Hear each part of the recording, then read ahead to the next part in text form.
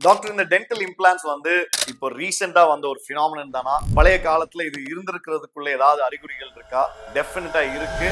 4500 வருஷங்களுக்கு முன்னாடி ஈஜிப்ட்ல உள்ள ஒரு மம்மியோட தாடை எலும்ப எக்ஸாமின் பண்றப்ப அதுல ஒரு காப்பர் உலோகம் வந்து அழகா தாடைக்குள்ளால சொருகி வச்சிருந்ததை கவனிச்சிருக்காங்க. இது அவங்க முன்னாடியே பண்ணாங்களா இல்ல வந்து அது இறந்ததுக்கு அப்புறம் சொருகி இருக்காங்களான்றது தெரியல அப்படின்றத ஹிஸ்டாரியன் சொல்றாங்க. அப்புறம் அந்த பல்லுல ஒரு இதை மாட்டணும் அப்படின்ற ஒரு டெக்னிக் வந்து அந்த காலத்திலேயே இருந்திருக்கலாம் ஒருவேளை. இதே மாதிரி 4000 வருஷம் முன்னாடி சைனால சில எலும்பு கூடுகளை எடுக்கிறப்ப அதுலயும் பேம்போ ஸ்டிக்ஸை வந்து பல்லுக்கு பதிலா சொருகி வச்சிருந்திருக்காங்க. மாயன்ஸ், அதாவது ஒரு 1500 வருஷம் முன்னாடியே சிலரோட தாடையில பாத்தீங்கன்னா சீ ஷெல்ஸ், அதாவது கடல்ல கிடைக்கிற அந்த சிப்பிகளை எடுத்து அதை பல்லு இல்லாத இடத்துல அழகா இம்ப்ளான் மாதிரி வச்சிருக்காங்க. இத எக்ஸ்ரே மூலியமா பாக்குறப்ப இந்த சிப்பிகளோட அழகா அந்த எலும்பு சேர்ந்திருக்கிறதாவும் நம்மளோட ரிசர்ச் சொல்லுது. அதனால கண்டிப்பா அந்த மனிதன் உயிரோட இருக்கிறப்பவே வாயில வந்து பல்ல இழந்திருக்கலாம். இழந்த இடத்துல ஒரு சிப்பியை வச்சு அந்த பல்ல ரீப்ளேஸ் பண்ணிருக்காரு போல. சோ இந்த மாதிரி டென்டல் இம்ப்ளான்ட் இன்னைக்கு பண்ற டெக்னிக்க